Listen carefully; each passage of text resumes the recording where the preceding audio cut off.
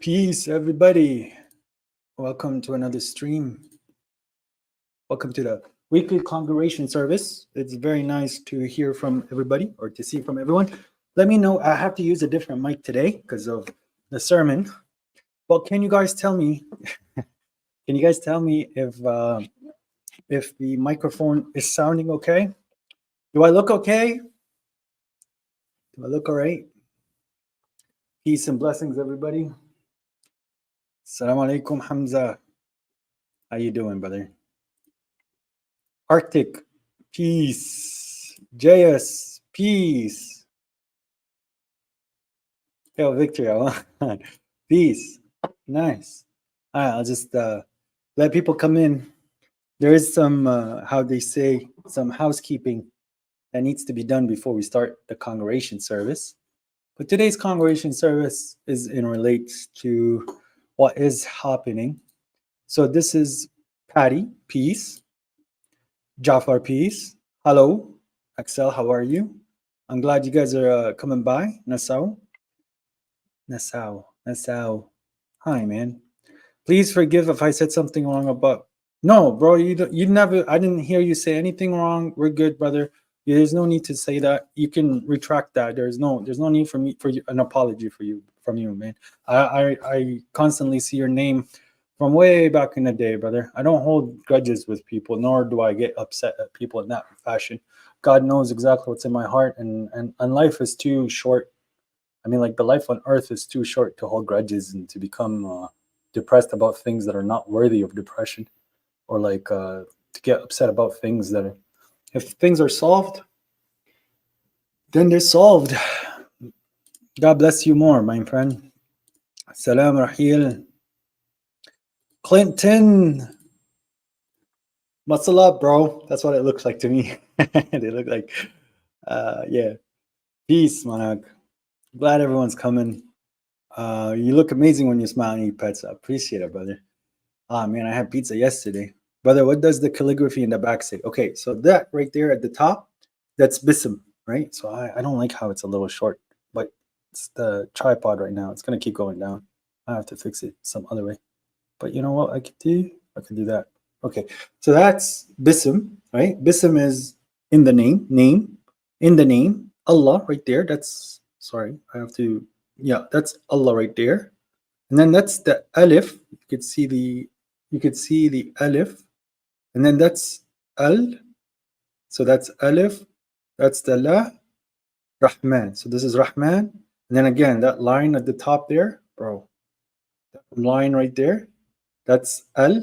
And then that's lam. And then ra, right? That's the ra. And then that's the ha, Rahim. So Bismillahir Rahmanir Rahim.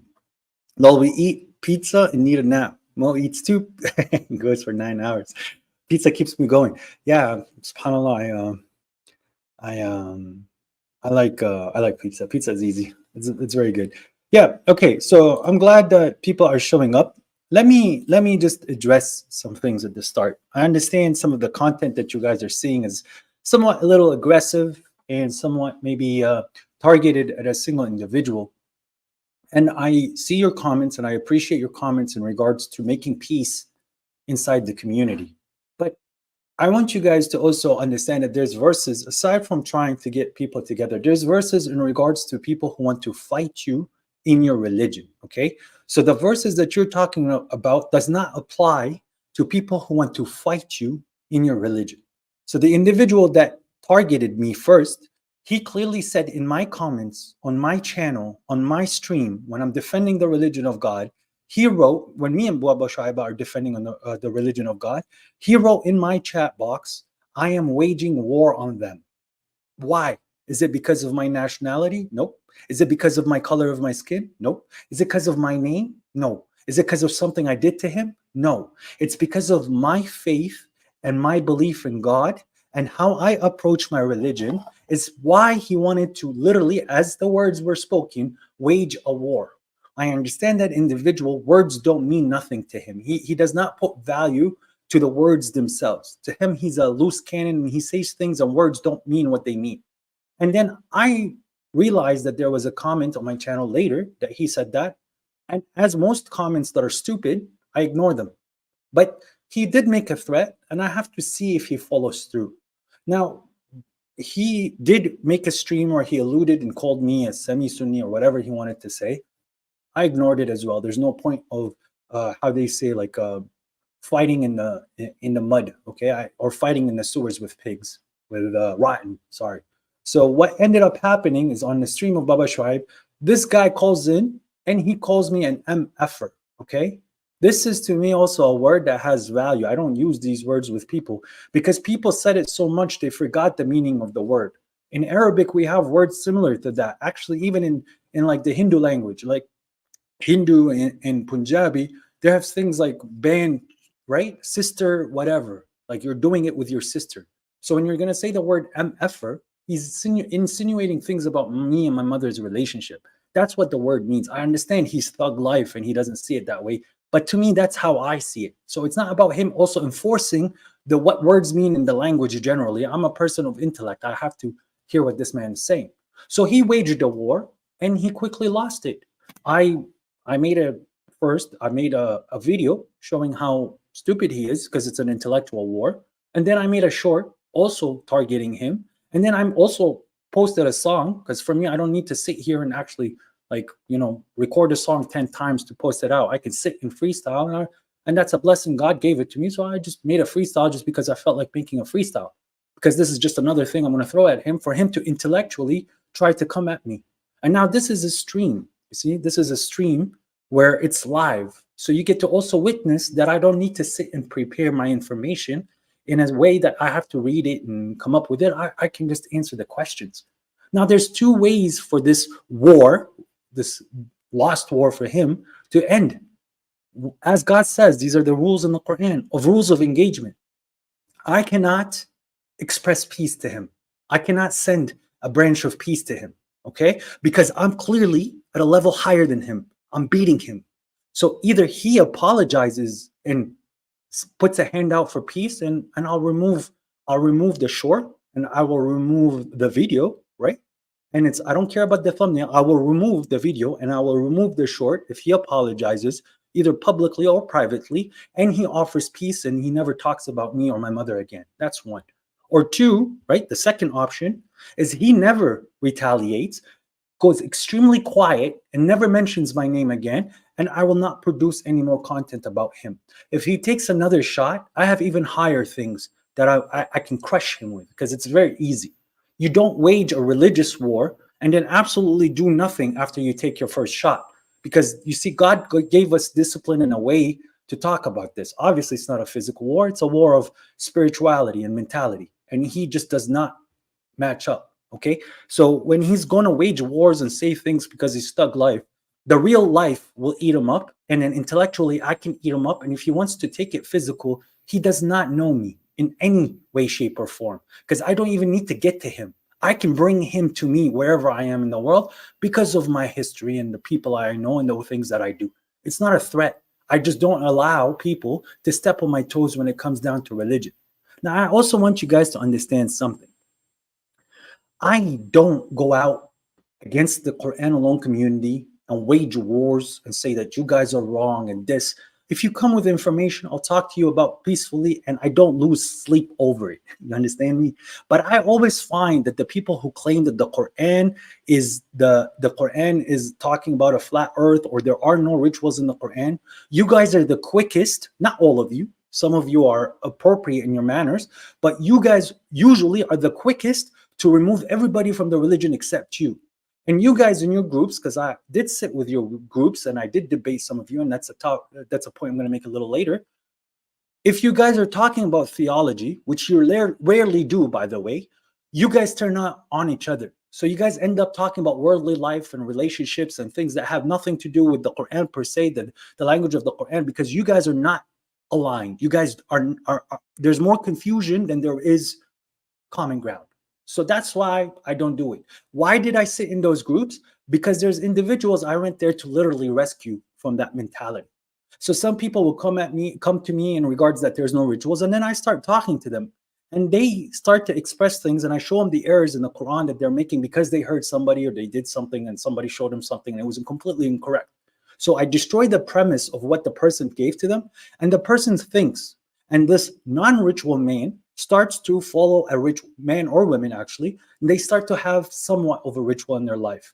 And then a few weeks later to a month later, they'll come back, they'll be like, I now understand what it feels to have a relationship with the book of God. Because if it wasn't for these rituals that you told me to do, I didn't understand what it truly meant to be a servant of God.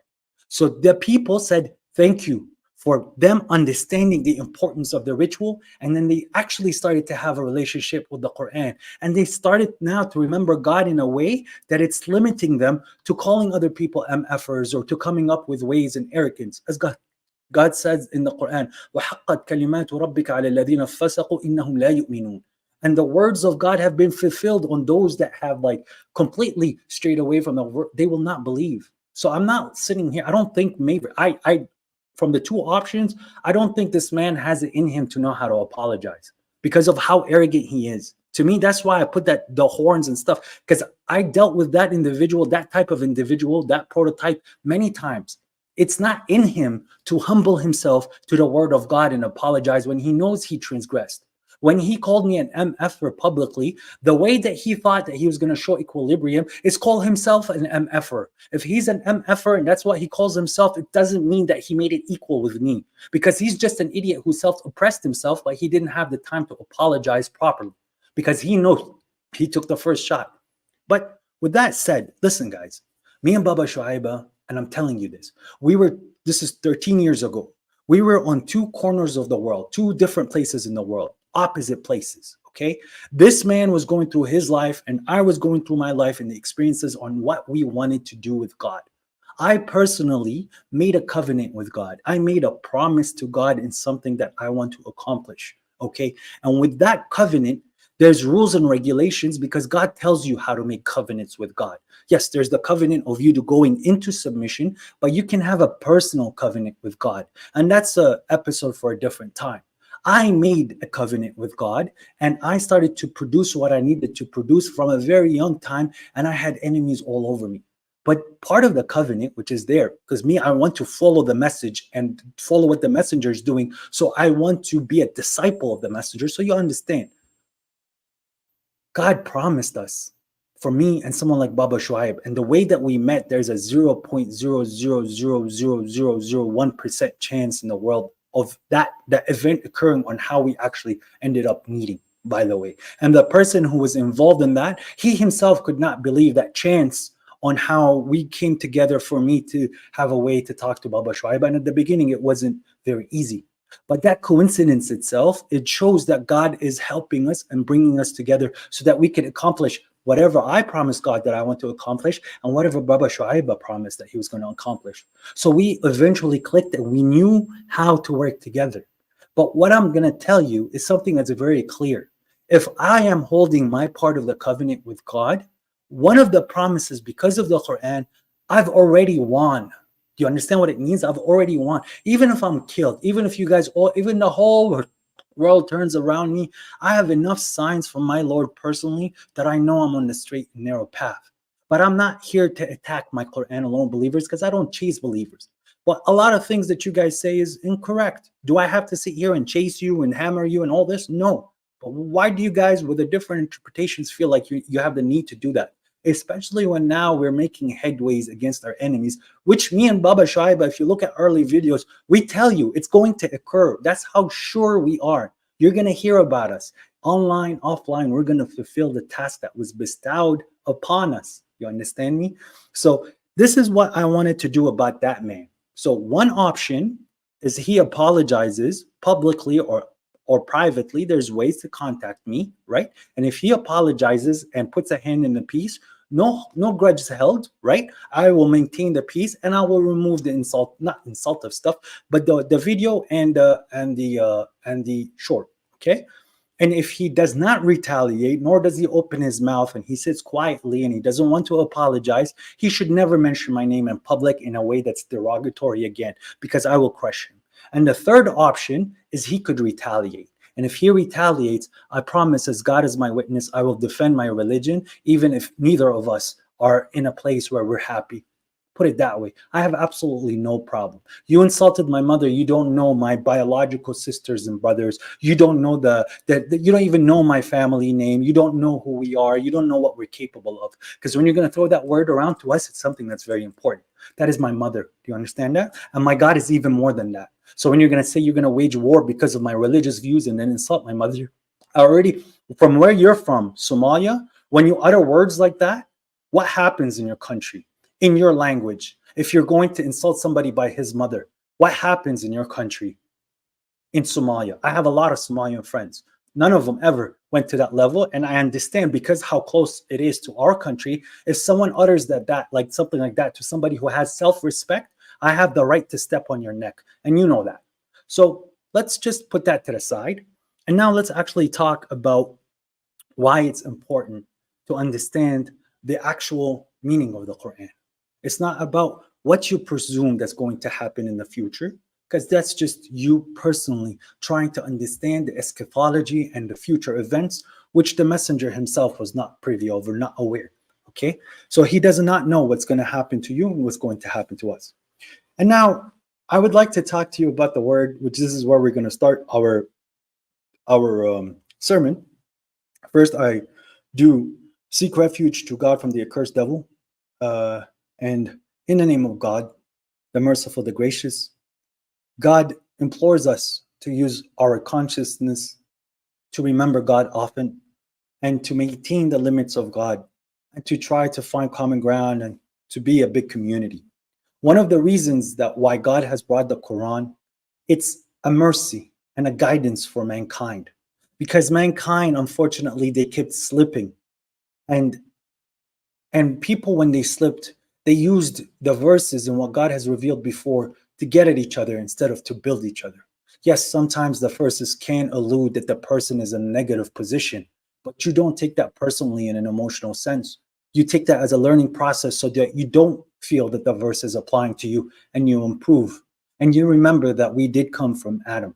If we were all technically one generation after Adam, we would be brothers and sisters. It does not matter how many generations came through. At the end of the day, we're all going to be presented in front of God as a single entity, humanity, and the person next to you is your brother, and the other person next to you is your sister, even if it was your mother and your father in the world. On the day of judgment, you guys are all on the same playing field.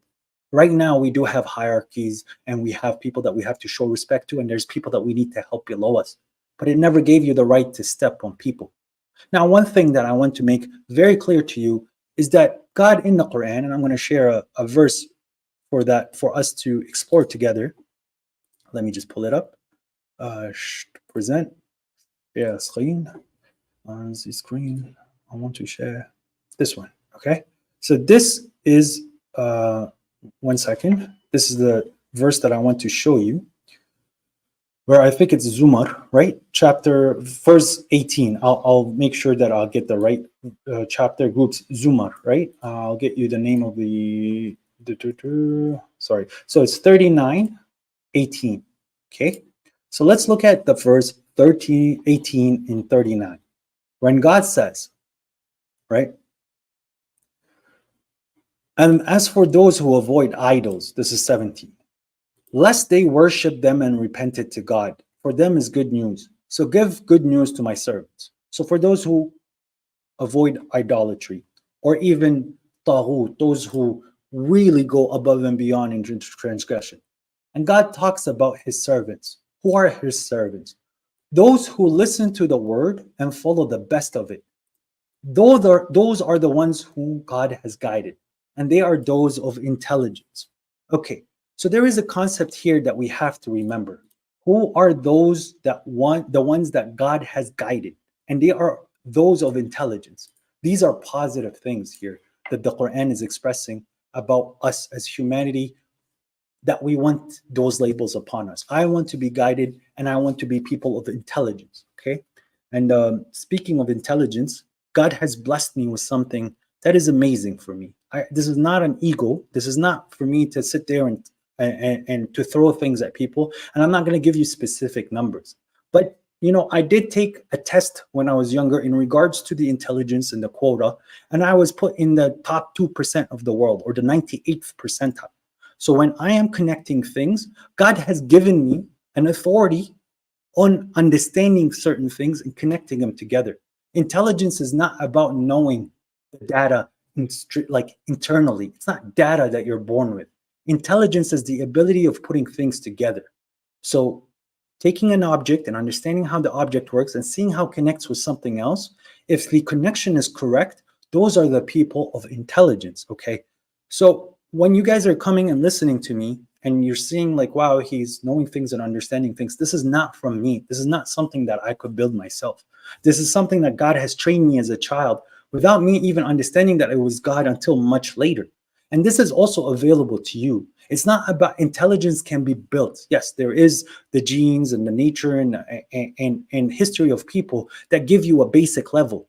But your intelligence can be trained, and just like a muscle, it can be improved because you need to understand how people become aware when they become of the Quran.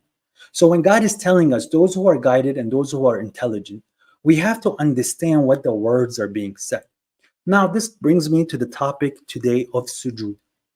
If we look basically, right, basically on the word sujood, it has the meaning, the innate meaning of becoming under something. Okay, some people say that it's like submission, some people say that it's prostration, and I'm talking about spiritual prostration at now, or being subservient to an entity. All of these can technically mean sujood. Okay, those are the spiritual aspects of sujood, or the metaphysical concepts of sujood, being subservient to something that's higher than you. But there's also the physical definition of the word sujood, prostration. I could spiritually prostrate and I could physically prostrate. And now to come back to the verse that I put earlier, God says the ones who are guided, the ones who are intelligent, hear the words, listen to the words, and follow the best of it. So how would I fulfill the word to the best of its ability from what I understand based on the situation that I'm in? One, I would have to spiritually do sujood, correct? And I would also have to now physically do sujood. That way, I have been fulfilling the word to the best thing. Now, there is a concept where the word sujood in Arabic was hijacked by the Sunnis, okay? Because they make it seem like physical sujood is only one type of sujood. And the type of sujood that they want to prove it at is this sujood, okay? So I'll show you what I mean. So the Sunnis did hijack the word sujood. I'm with you on that. Because they try to tell you that sujood is only this action. I don't know if you guys can see me, but they say that it's like this, right? So it's putting your head to the ground. But I'll tell you something where they're not expressing it to you. This action right here is a form of sujood as well. I bowed down my head. Sajada ra'sahu. So this is a form of sujood. This is also a form of sujood. This is also a form of physical sujood. The sujood word itself means to prostrate, but there are many ways to prostrate. So when people want to pull up certain verses in regards to this verse here, when God says, and we said, enter this town and eat for wherever you desire in comfort, and enter the gate in obeisance and say relieved, right? We will forgive your mistakes and we will augment those who are benevolent. So the word here that was used was sujada, which clearly means that yes, you have to come in obedience, in submission, and to say hutta. But there's also the concept of you fulfilling this as you're walking in the door in sujood. The way that you would do that is you would put your head down humbly and walk in. That's what the word also here can be expressed in two ways. Now you can clearly see that there's also a verse in the Quran when God says that, and he's talking about the disbelievers, he goes, and how come when the Quran is not we're being recited on them, they don't do sujood? But you see a lot of people who understand how sujood works. When people are reciting the Quran, what do? Out of respect and fear, they put their head down. Because in front of a king, you're not going to sit there and put your head up and show him your eye control. I mean, like maintain eye control and show how strong you are in front of a king. There is a way for you to show humility to human beings that people do. But you could do that in the Quran and to God as well. So if I'm hearing the word of God out of me, I'm not going to start showing how strong and mighty I am, because one way to show how strong you are is you keep your head up. As people say, keep your chin up, keep your head up, maintain eye contact. Don't be humble and like don't break your eye contact and don't look down on the ground. But if God's verses are being talked about, now this is God talking, this is the King talking, this is the Lord talking, this is the Creator talking. I don't want to take the attention. It's not about me anymore. Nobody look at me. I need to put my head down to the ground. I'm gonna bow down. Sajada ra'sahu. And if you think that this word is not actually in Arabic, one, we can go through I'll show you how in the Arabic language, this word can be used in many, many ways. So sajada, this is sajada. Throw oneself down, idolize, and regard with adoration. Kneel with the forehead touching the ground.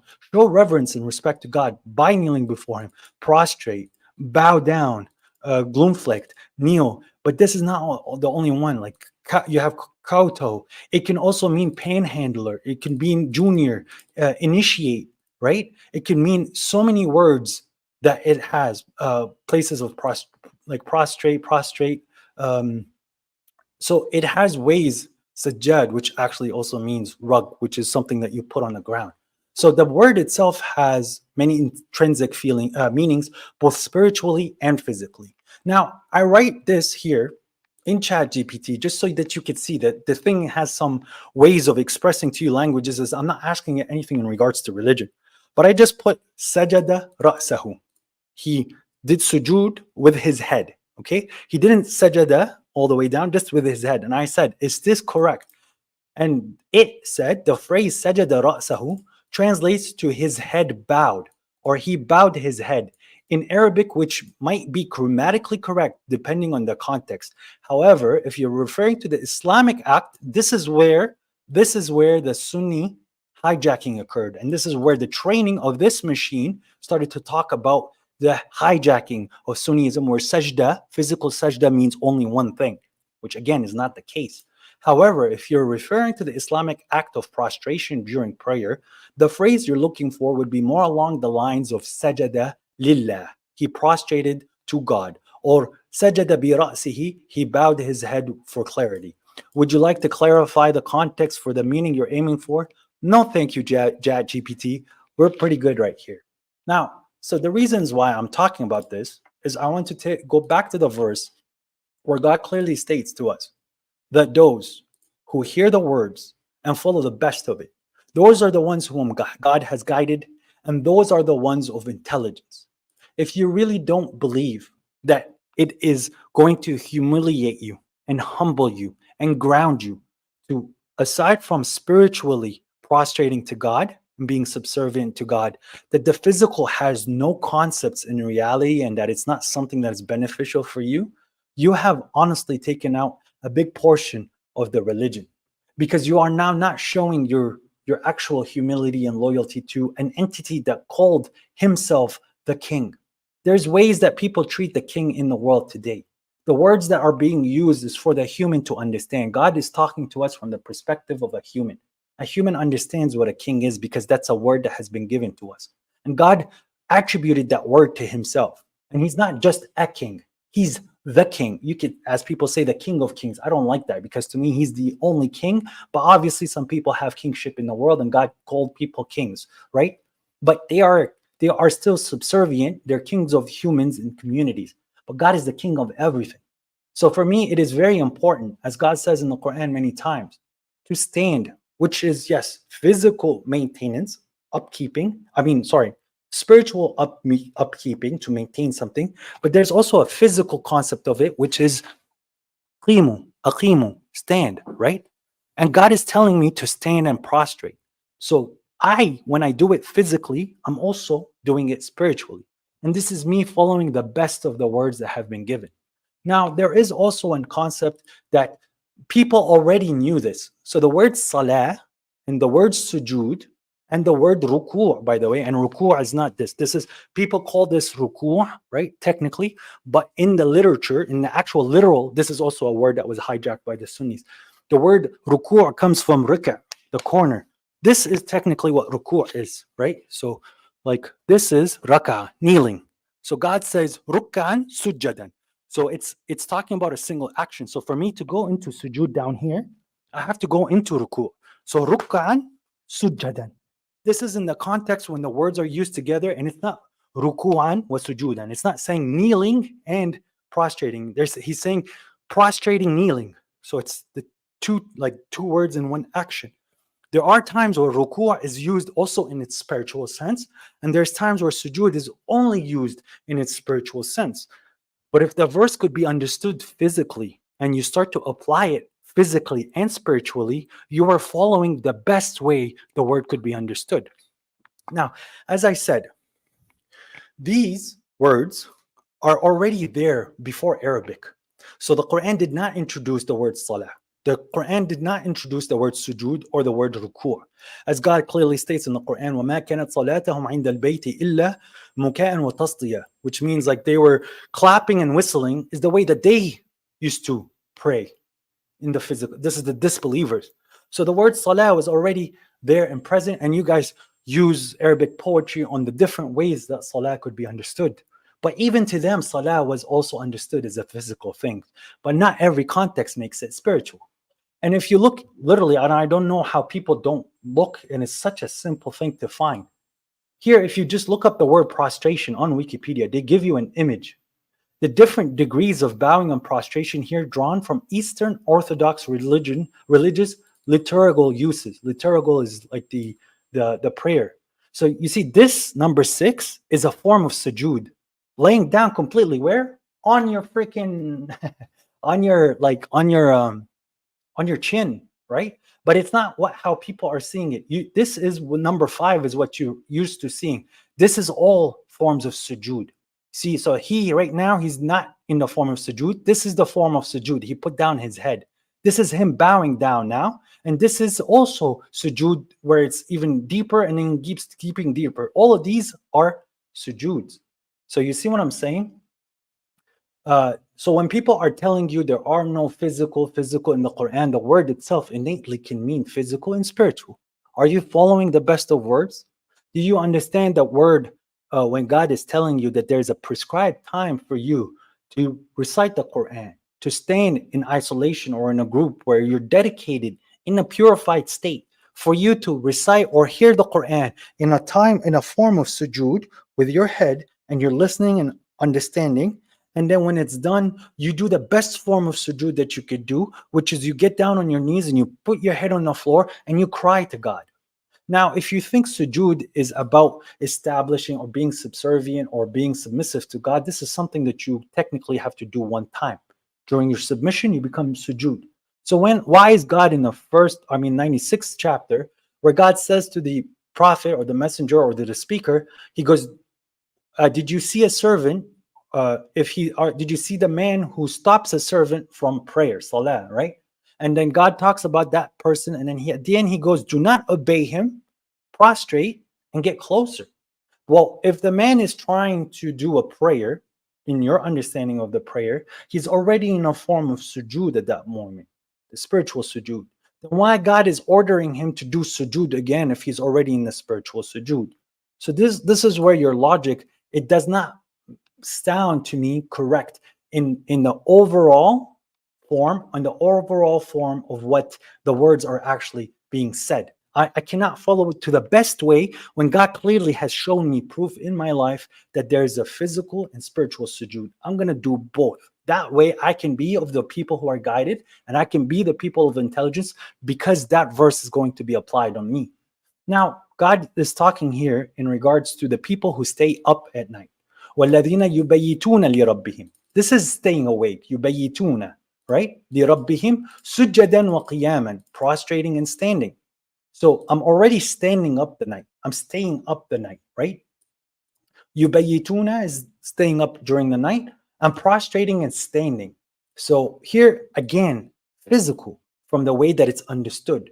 But God clearly states that those people that stay up at night, reciting the book of God, and they prostrate. So if the person was already prostrated by reciting the book of God, then why is God also repeating it again in a way that it sounds more of a physical action than just a spiritual form of sujood? Don't get me wrong, there's verses where it's just a physical form of sujood. I've already said this. But then we can also keep going in regards to people physically seeing people doing sujood. So I found her and her people prostrating to the sun, other than God, and the devil has adorned their deeds to them and turned them away from the way, so they are not guided. Do they not prostrate to God, who brings forth what is hidden in the heavens and the earth, and know what you conceal and what you declare? This is when the Hudhud, was talking to King Solomon. He's saying, I saw some people prostrating to the sun. Well, if it was something that was supposed to be internal and it's something that cannot be witnessed, because at this point you don't know who I'm prostrating to, or if I'm prostrating to God, or I'm prostrating to the sun or to the moon. Because if it's something that's internal, only God would be aware of it. But here, the little bird noticed that they're prostrating, that they're doing something, which gave him the conclusion that they're doing this physically. And then you have the story where the people in Moses' time, right? When Moses came and physically threw his stick and it turned into a snake, the magicians, they understood that this is not magic. What is occurring in front of us is beyond what magic can do. And they recognize that Moses, who's talking about a Lord, they are believing that that Lord exists and that Lord made this miracle, not the thing. And because, listen, this is where it's important. When the magicians, they used to prostrate to Pharaoh to show that they believe in Pharaoh, they used to prostrate to him, right? When Pharaoh noticed these entities prostrated towards the Lord of Moses, he knew they started to accept a different Lord. Okay, so that's the tell that these people prostrated to a different God, and that's where they say, we believe in the Lord of the world. And then Pharaoh is saying, did you believe in him before I gave you permission? But if it was just something in, like, they could have said, oh, like, oh, I believe in the Lord of the world. But the thing that gave them away is that physical action, because back in the day, for thousands of years, as I said in my community post, except for the last 100 years, there was all the people to their kings, they used to prostrate to show their loyalty, to humility. So if people used to do that to a human king, a low man on earth, isn't your Lord worth more than that, right? And I'll show you what I mean, how people compare things that human have, but your God is more worthy of it. We can go back to the story of the bird, where the bird himself, inside his heart, he felt that it hurt him when he said, right here, he said, indeed, I found a woman ruling them, and she has been given of all things and has a great throne. So the bird is noticing that this woman has a great throne, and they're listening to this woman, and they're bowing down to the sun. But look at what he said about God. So do they not prostrate to God, who brings forth what is hidden in the heaven and the earth, and knows what you conceal and what you declare? God, there is no deity, there is no God except him, Lord of the great throne. Okay, so it's like you think that you have a throne, God has a greater throne. You're prostrating to men and people, I prostrate to the biggest of lords. You're showing respect to your kings and your presidents, I show respect to the best entity in the world that controls all your kings and people. We are people who strive, some of us, to be soldiers of God. We strive, and we don't know who the soldiers of God, only know God knows his soldiers. I strive to be a soldier of God. I want to show that discipline. I want to have a physical connection with my Lord, aside from the spiritual. And I implore you to try it, to have that physical attachment, that need, that when you remember your God and how he helped you, because God will show you how he helped you, but the other side will think it's a complete coincidence or you're just lucky. But you know, as a believer, that it was God who helped you in that situation, or God who guided you. And all you want to do, because you can't see him, you can't hug him, you can't go kiss him, you just want to get down on the ground and get close to him. Because you don't do that to anybody. You can't do that to anybody. You can't have that feeling with anybody, because as soon as you do and you start to bow down physically or spiritually to other people, they will eventually hurt you, because they cannot sustain your obsession. I am addicted to my God. I am physically, mentally, spiritually addicted, obsessed, completely obsessed. That's what submission is. And I implore you to also go into that submission where your God is everything. And if you do that to your girlfriend, she cannot sustain that. You're going to become too much for her, and she's going to crush you because she has to leave you. You're becoming an obsessive maniac. You can't do that to your parents. You can't do that to celebrities. You can't do that to any human being. You can't do that even to demons. You can't even do that to trees, because they will die and they cannot hear you when you're not there. So you would be exerting all this love and adornment for an entity that cannot do it. But if you are capable of loving God with that obsession that people obsess about everything, I have a complete preoccupation. If there's a psychiatrist in the chat, you'll be like, oh, you'll be checking a lot of things, because it's true. It makes you a mental patient if you start to exert your energy to things other than God in the way that you're supposed to exert it to God. That's where you start getting cults, and that's where you start getting extremist mentalities, and that's where you get these people who say crazy things. But if you're capable of loving your God and showing that devotion and loyalty and humility to your Lord, it will never, ever come back at you in a negative way, because your God is capable of handling seven skies and the land and everything in between them and every electron. And he knows even what the ant is feeling and what it's going through. You don't think he has the capacity to understand and appreciate and and see the gratitude that comes from your heart? So, ladies and gentlemen, the word sujood is very clear in the Quran. It has many meanings, right? Or it has two main distinct meanings: spiritual subservience, obedience to God, and then the physical form, where you can prostrate the way that you see fit. In certain situations, you can't put your head down to the ground completely. Dirty, not the place. You might get caught, you might get hurt. So at least put your head down in that moment, because God knows why you're putting your head down. Some, sometimes when people are not around and in secret, you go to a little corner and you just put your head down. God, I love you. Thank you very much. And I promise you, I do that often.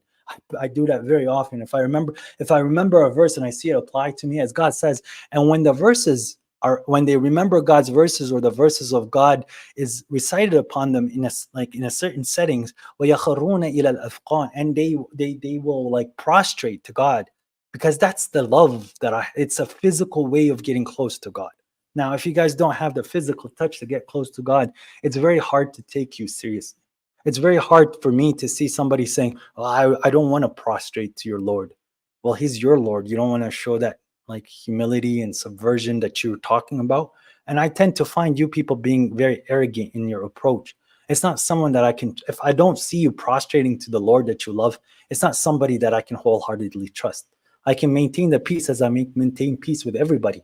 But it's very difficult for me to take you as somebody that I can trust in my circle, because you don't have the limit or the like you don't have the humility to physically show yourself, to show your Lord, to show the angels, to show the demons, to show the world if you have to sometimes, that you have absolutely no problem to say to your Lord, La ilaha illa ant, and to get thank him.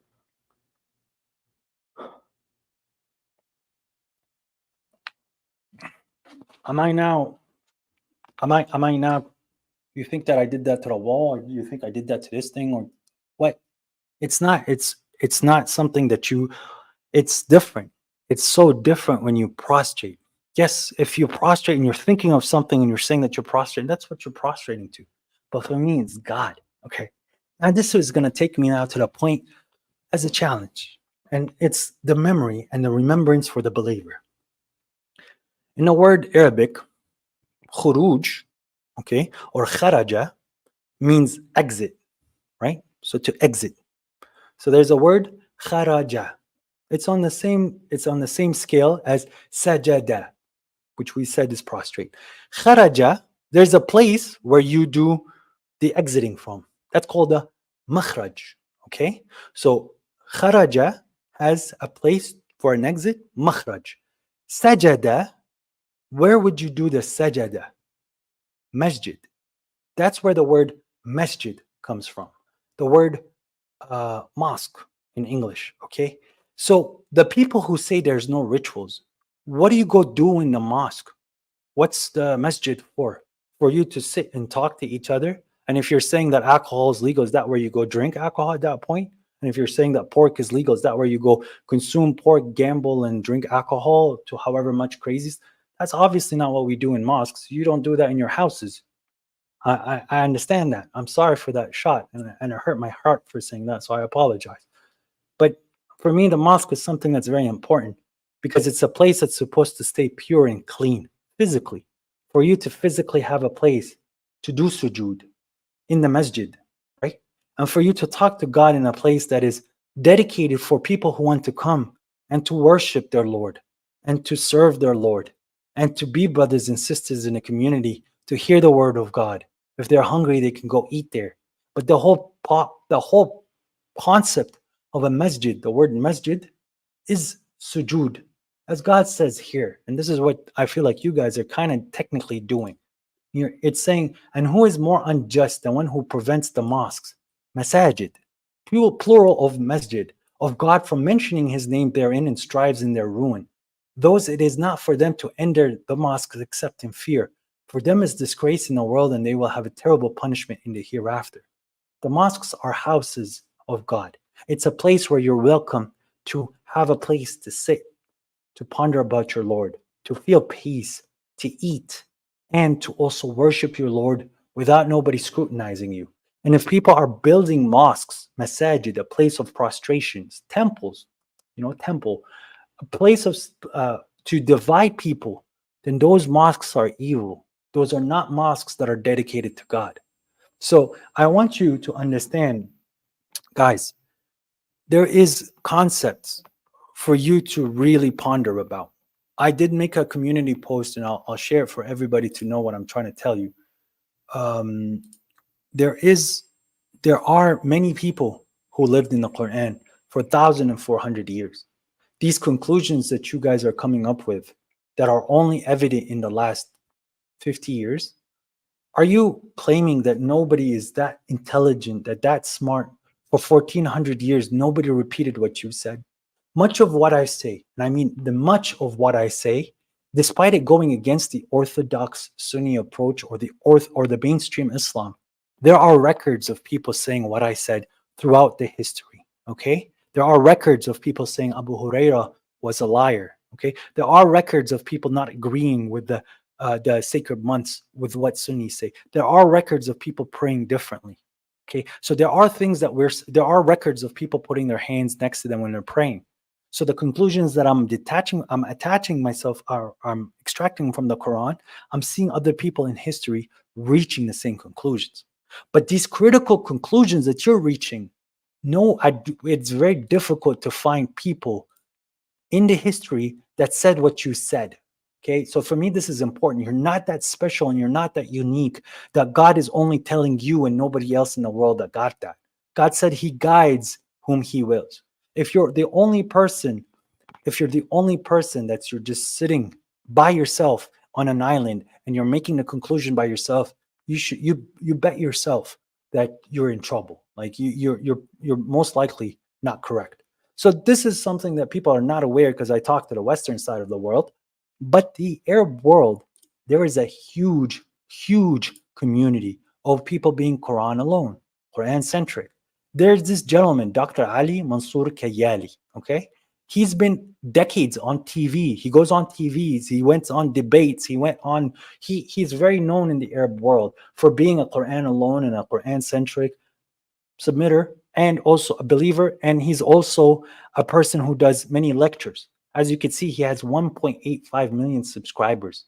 Guys, this video in regards to Salah al-Islamiyya, the Islamic Salah, it has 2.6 million views, and obviously it's in Arabic. There's 2.4K comments. None of them are not, there isn't someone is saying anything about it not being physical and all of this. This is only you guys on this side of the world in the English language who are saying that. It's very difficult for me as an Arabic speaker to accept what you're saying. Not because of cultural backgrounds and the way that I grew up. It's just in strength, like just the words itself. That's what the word literally means. Christians, Arabs who did not grow up as Christians, if I say salah, sujood, and ruku' to them, they will understand what I meant, because it's not a thing that they grew up with. It's just like the actual meaning of the word. And this is where my challenge to you is. So how do you say ritual prayers in Arabic? How do you say physical prostration in Arabic? How do you say physical kneeling in Arabic if the word ruku', sujood, and salah does not mean those words? So what word as an Arabic speaker should I be using?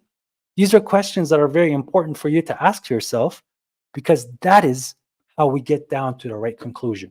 You might say that sujood is not physical prostration. How should I communicate that in Arabic? Now, peace and mercy to everybody. Thank you very much for coming by. There is one more verse I wanted to put up for you to also understand that this is another challenge for anyone who wants to challenge what the Quran is saying. So God is talking here in chapter 12, okay? God is talking here in chapter 12 in regards to the years, okay? Years are not like a years is a moment of time. He goes, then after that will come 7 difficult years, which you will eat, right? But here, يَأْكُلَنَّ مَا قَدَّمَتْ لَهُنَّ.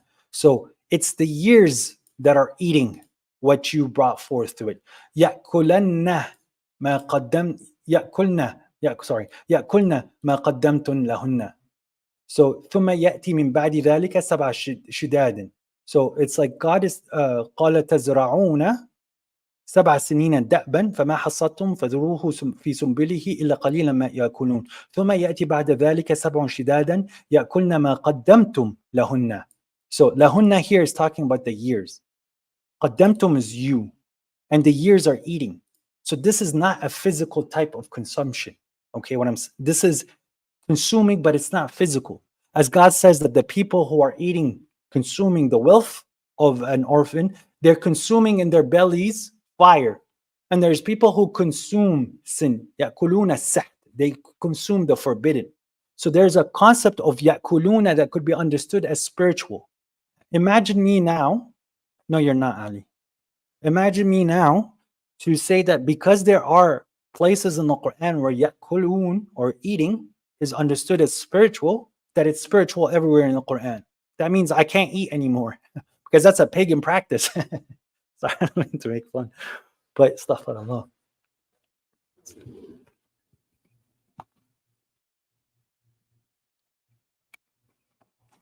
Yeah, so when God is saying things that can be understood spiritually, if they could be understood physically in the verse that you're reading, then you should also apply them physically.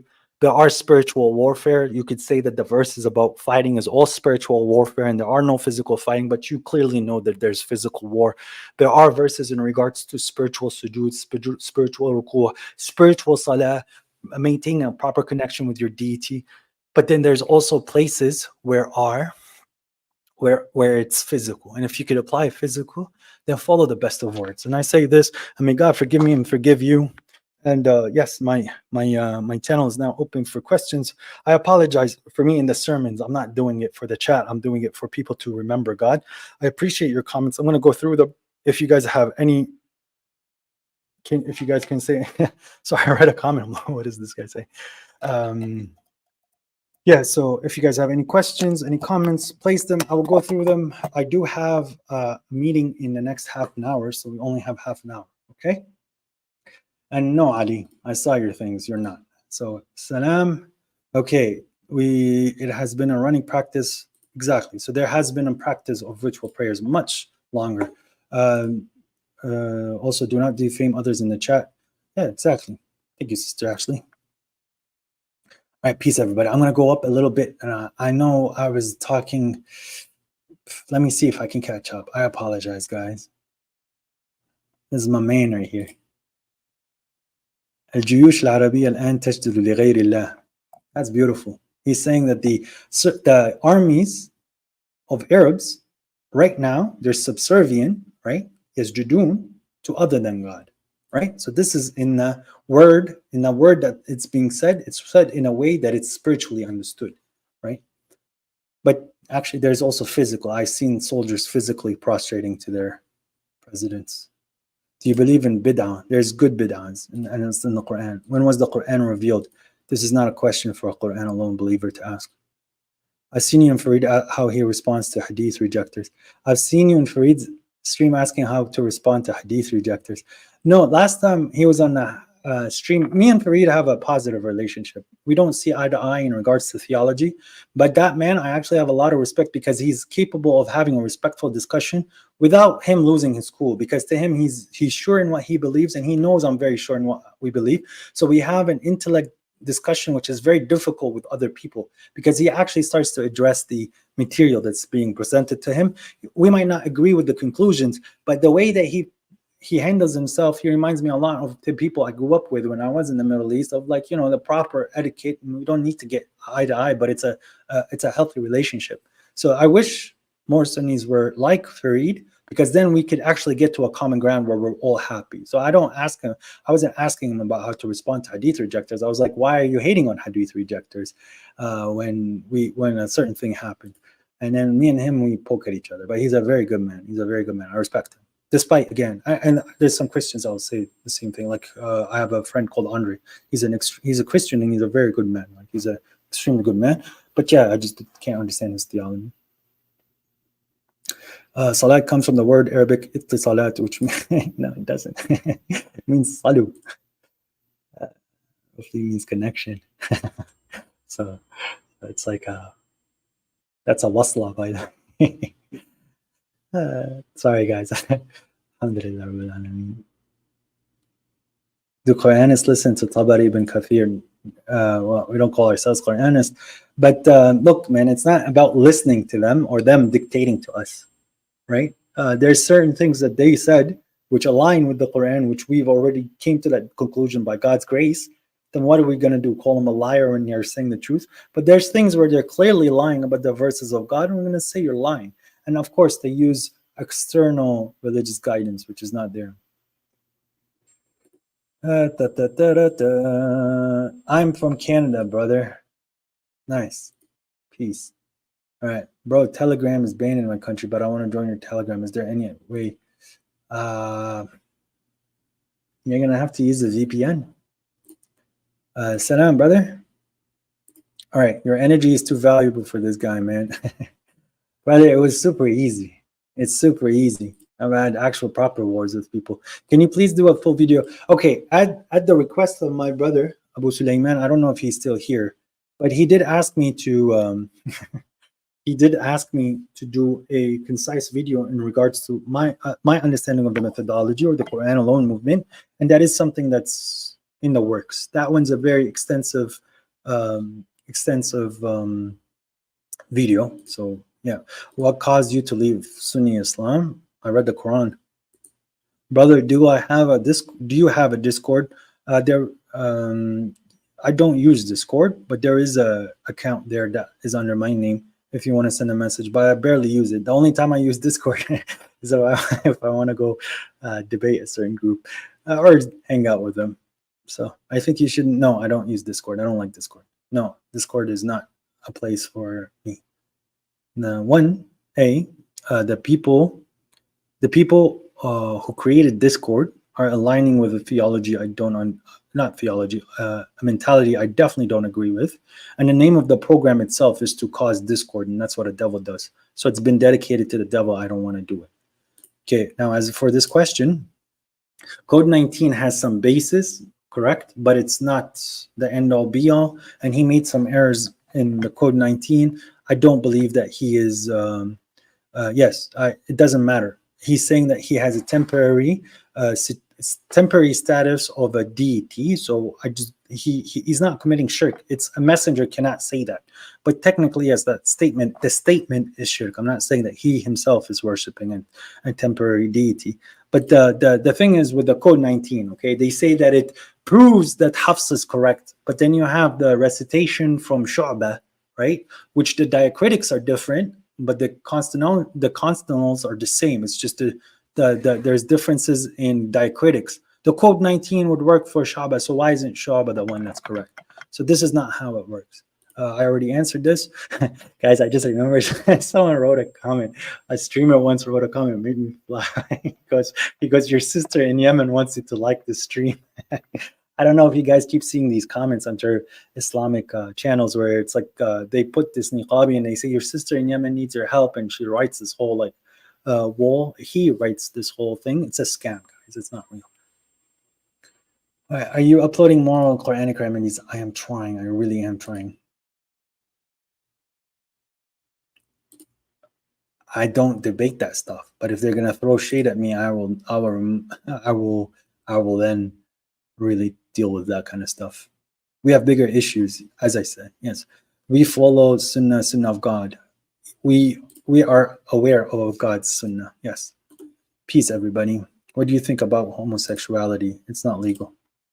Look, it's just like cigarettes. Okay, let me put it this way: smoking cigarettes is terrible for you. You're not allowed to smoke. You shouldn't be smoking it. If you smoke, it moves you further away from God. Are you going to hell for smoking? Absolutely not. Homosexuality is the same thing. So you can have desires, homosexual desires. If you do certain homosexual desires, you're committing sin. If you're doing homosexual desires, or committing homosexual acts, you're committing a sin. Certain homosexual actions, if you do not ever correct them and repent for them and actually apologize for them, yes, it can lead you to hell. Smoking cigarettes can also lead you to hell if it becomes too much. As God says, الَّذِينَ أَحَاطَتْ بِهُمْ خَطِيئَتِهِمْ. So the people who make an error, right, and it overcomes them. If your error overcomes you and it becomes you, then you're in trouble. Now, the thing about homosexuality, right? Quit porn, quit the obscenities of pleasing yourself for about a year, 2 years, completely clean, and you'll see those thoughts, they will completely disappear away from you, because God has made it very clear in the Quran. I'm not saying that we should mock. I don't mock. I defend my religion. All right. Some excellent comments here. Y'all don't pray Jummah? I think we're here. We have a man among us. Takfir is shirk. What? Takfir is shirk? Who said that? Oh, I see. My brother Zen Islam said it. Look, takfir is shirk. I wouldn't say it that way. If you're taking it upon yourself to do takfir on people, which it is not found in the Quran, if that takfir is not correct, if you are excommunicating somebody from the religion because of a verse in the Quran, then God has excommunicated him, not you. But if it's your own interpretation, then at that point you're putting yourself in the position of the Lord. So that one was that. Do you pray in Sunni mosques? Sometimes. Thank you, sister. Wait, what? W in the chat. All right, guys. Turkey. Nice seeing you, brother. All right, I'm going to start going at the bottom of the stream. Let's see now. I think you should make a server. No, I don't do that. Bro, read the Quran. It attracts more people. Also, chat GPT. What? Muhammad, when is your next hadith rejector live? Trust me, you'll know. I believe lots of hadith are made up, but it's going to be soon. Money, yes, read the Quran and live it. Exactly. That's a nice comment. Do you believe when a new messengers come? How do you believe? Because by the way they're approaching the manners of the Quran. So I will show you a verse where God is talking about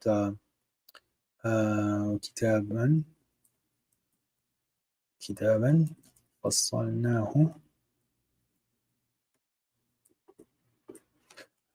hal yanzurun. Sorry, I'm looking up.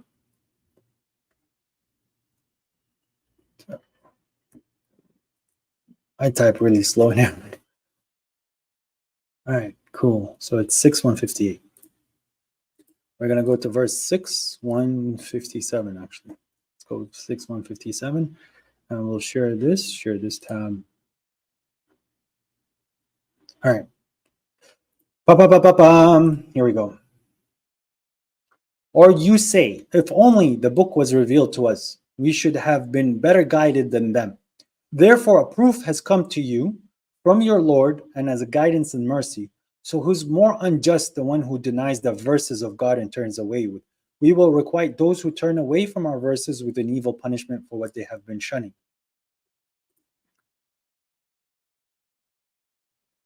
Actually, there's not a verse. Oh, sorry. Give me 1 second. I was wondering because it just didn't sound the way that I wanted. No, this is. I think it should be in chapter 7.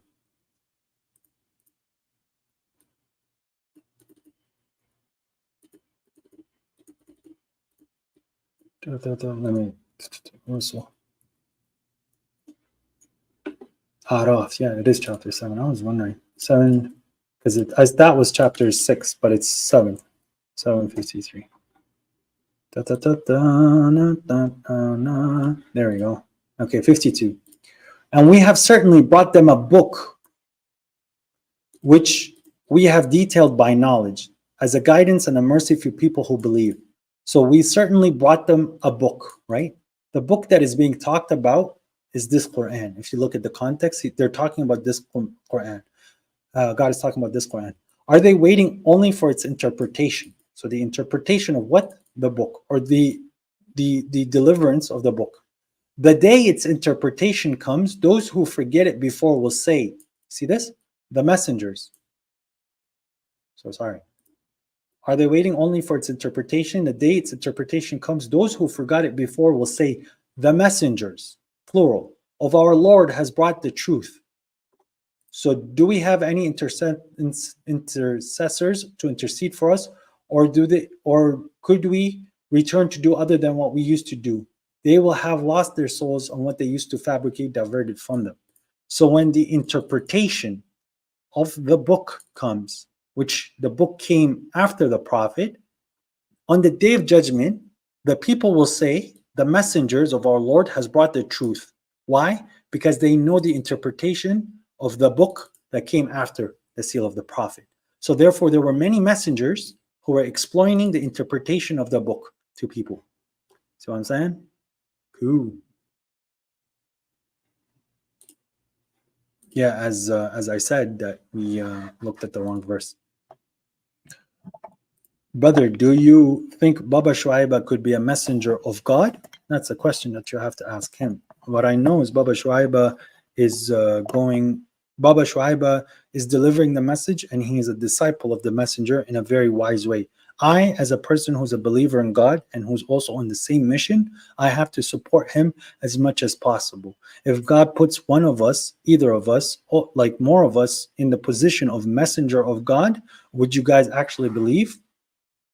So, I mean, you're asking a question. I'm not sure how to answer it. And even if I did say I am a messenger or Baba Shuaib is a messenger, what would that change? So this is why it's not taught. These conversations, I don't even partake with God, because it's not about Baba Shuaiba. It's not about me. It's about the message of God. And there's more people like me and Baba Shuaiba.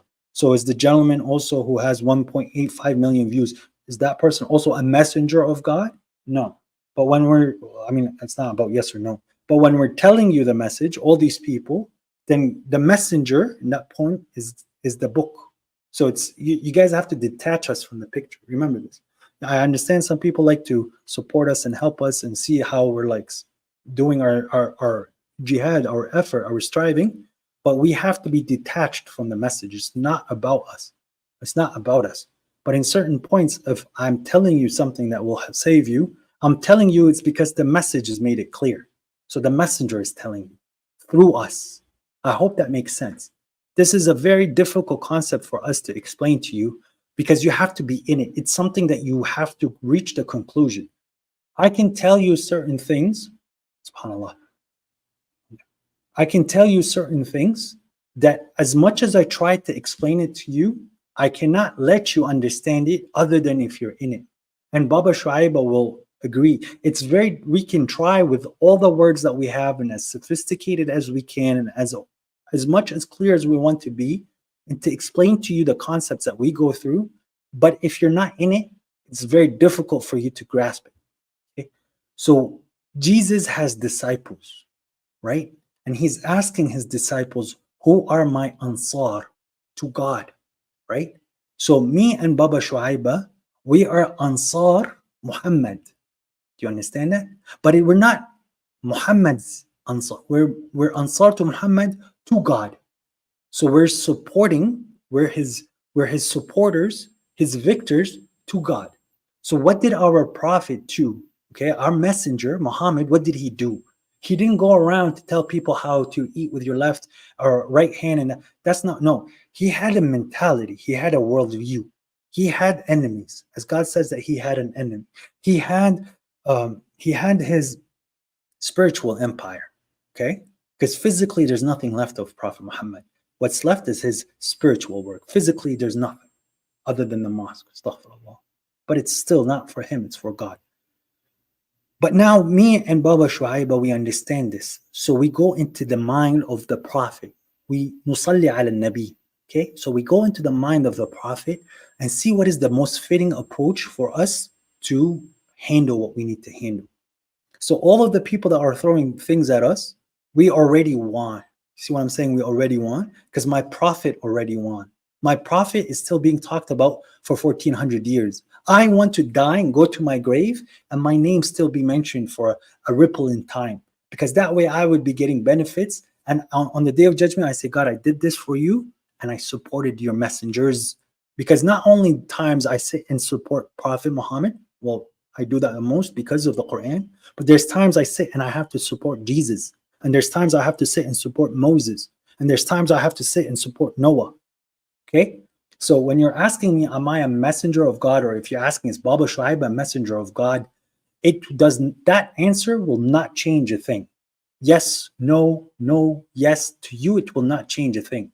Because if a person is sitting, I'm telling you guys, if a person is sitting and he's telling you, I'm a messenger of God, and this is and that, that person is completely deluded, just so you know, okay?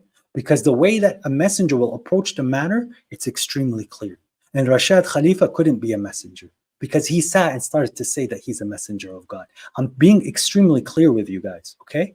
So it's not for me to say those words, because have I been called a messenger of God by God directly? No. But do I have a message from God that I have to relate? Yes. But so do so many people in the world. And the thing is, when the verses are being said, they apply to me in ways that that can apply to you as well. To apply to you as well. When God says, and God will, that's what it says. God will protect you from the people. Who's you here? Yes, that's the prophet messenger. Prophet messenger. Anyone who's going in the path to support the messenger, and he's a disciple, an envoy of the envoy, a representation of the representer, a diplomat of the diplomat, that verse also applies to him because you're supporting the messenger. So that touch that God gave that messenger gets applied to everyone else that's doing the thing. If you're going to sit there and say that the prophet told you about the sunnah and the books of that, you're no longer in that cover. Because as God says, those that divide their religion, or the polytheists or idolaters or the people committing shirk or kufr, they're not from the messenger. They're not from the prophet. They are not from the collective of the prophet. And I'll show you an example from the Quran. It's called the divorce, right? There's a concept that it's, again, these are very difficult for us to explain to you. It's very difficult. You have to be more aware of the actual world and the society and the people's mentality for you to get these topics, because we're talking as our friends in the community on YouTube, right? I'm talking on the level of people who have people below them, many people below them. Those people have a certain way of approaching the world and seeing things and interacting with things. I had to interact with them on a high level. So I understand how they view the world, and I see how the Quran dominates them, completely dominates them. So if you go to even the level of the elites that are extremely powerful in the worldly life, the mentality that I shared, that I learned from the Quran through my prophet, through what the messenger gave me, which is the message, right, dominates them. Because God is dominating them, not me. Now here's the verse. God clearly states here, Ya ayyuhan nabi, right? Oh, you prophet. This is singular. Ya ayyuhan nabi. Nabi is a singular entity. Here he goes, إِذَا طَلَّقْتُمْ, when you divorce the women. You here, طَلَّقْتُمْ, is plural. And this rule is for all the believers. But why he's saying, Ya ayyuhan nabiyu, إِذَا طَلَّقْتُمْ? Why is he talking about a singular and then talking about plural? Because if I am following the Gentile prophet as the Gentile prophet ordered me, I am from the Gentile prophet. I'm a little piece of that Gentile prophet when I'm speaking. Do you see what I'm saying? So now it's applying to me. And these are the little things in the Quran where upon looking into it clearly, you start to pick them up. And this is when the verse in chapter 3 starts to really make sense when you understand this. Okay, so God says here, and when God took a covenant with the prophets that I will give you a book and a wisdom, afterwards a messenger. It didn't say a single messenger, just a messenger. Afterwards, a messenger will come to you, confirming what is with you. You shall believe in him, shall support him. He said, God said, do you accept that and take that as my pact? The prophets said, we have accepted, he said. Then bear witness, for I am with you among the witnesses. Okay, and here it says, And whoever turns away after that, then those are the immorals. Are the prophets turning away here? And did God talk to all the prophets in a single time, all of them at the exact same time? Yet Prophet Muhammad, when he was around, all the other prophets ceased to exist. So this verse, if you ponder about it, here the prophet is, yes, it's God is taking the covenant of Prophet Muhammad individually, of Jesus individually, of Moses individually, of Noah individually, and all the prophets individually. But those that are representing and are part of the collective of that singular prophet, so Moses and Moses' prophethood, this verse is applying to whole of his prophethood. It's applying to all of Jesus's prophethood. It's applying to all of Muhammad's prophethood. So when God does send a messenger, not the messenger of the covenant and all the other weird stuff people say, when God sends a messenger, anyone within the collective of the prophet, this covenant needs to be fulfilled. See what I'm saying? This covenant right here, it has to be fulfilled. So those people who are understanding how collective works and they're part of Moses' collective, and they recognize that this man is a messenger delivering a message, I have to support him and I have to help him. Okay? Because Moses is gone. Jesus is gone. Muhammad is gone. So how was this verse would be applied at that point? Right? So these collectives, Moses' collective, Jesus' collective, Muhammad's collective, and Elias' collective, which is still kicking.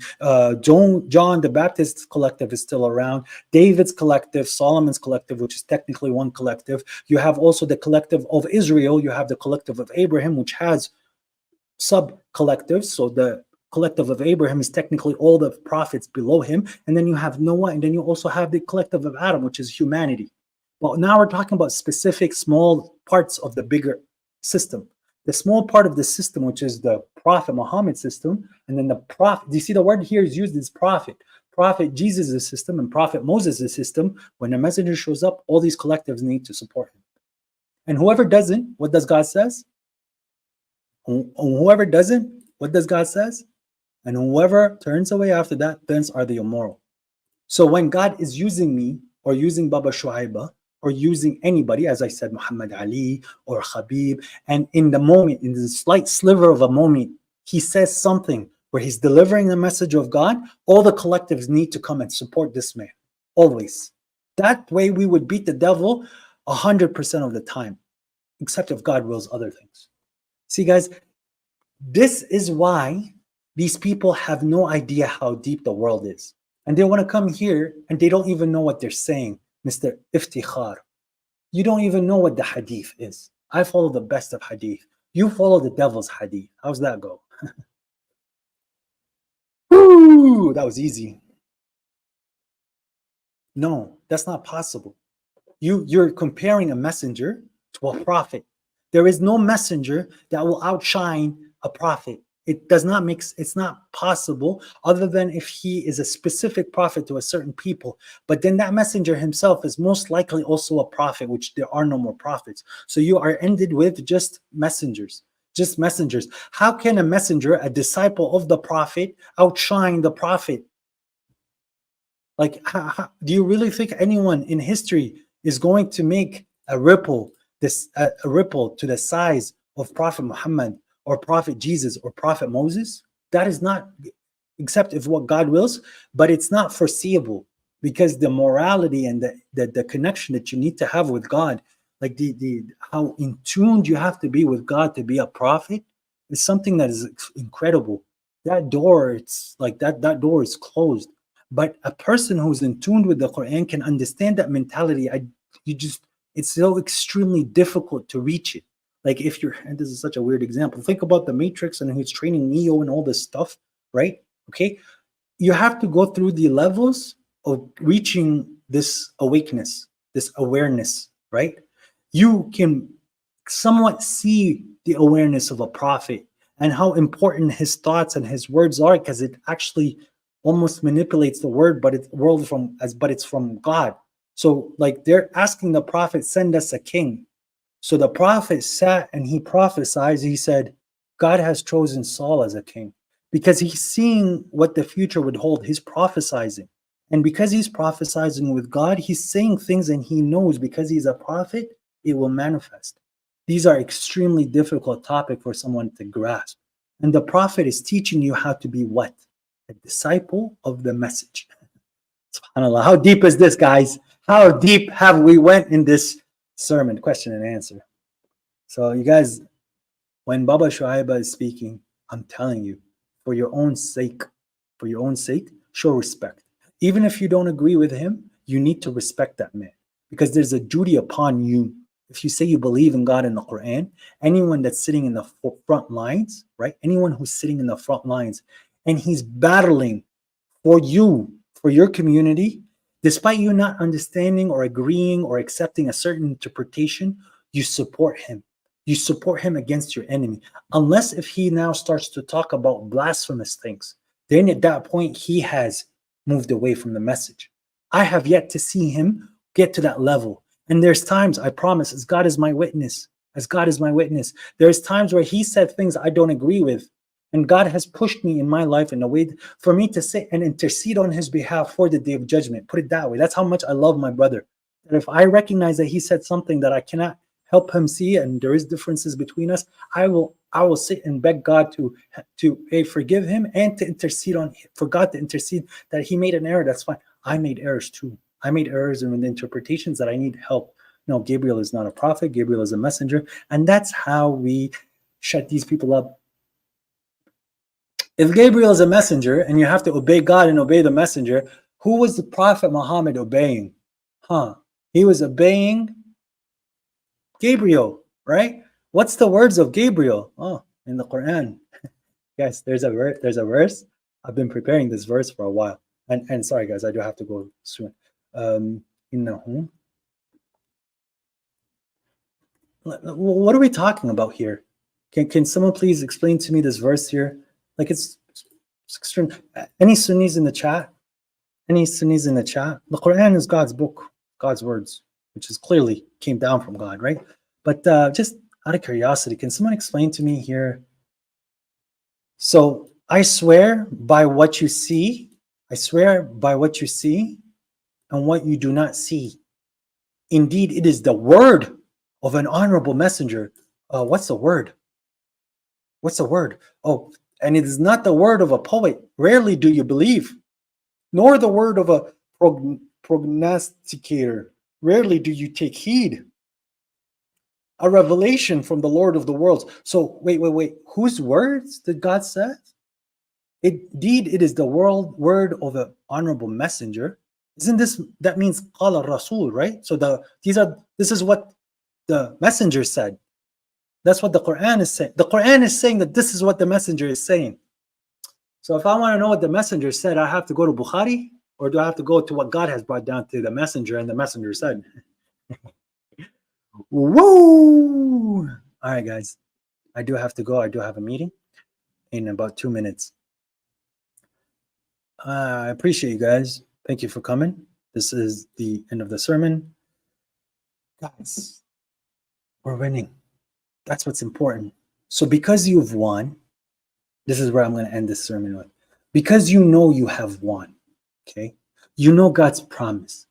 One, you do not now deviate and become arrogant, because if you start to deviate, that promise of you winning will be taken away with you.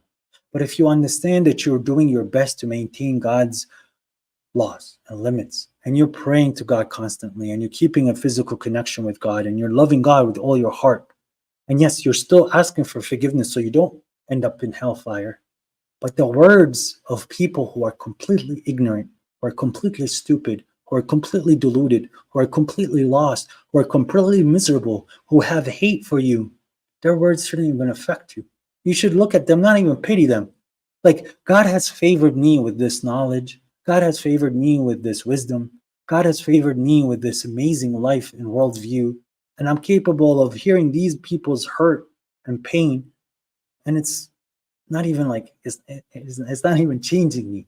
Like, I got messages from people, my really good friends. It's like, hey, like, are you okay? Like, are you guys, but they know me. It's like, there's no words that people can say to me in this day and age, other than if they're going to fight with my religion or insult God or insult the prophets.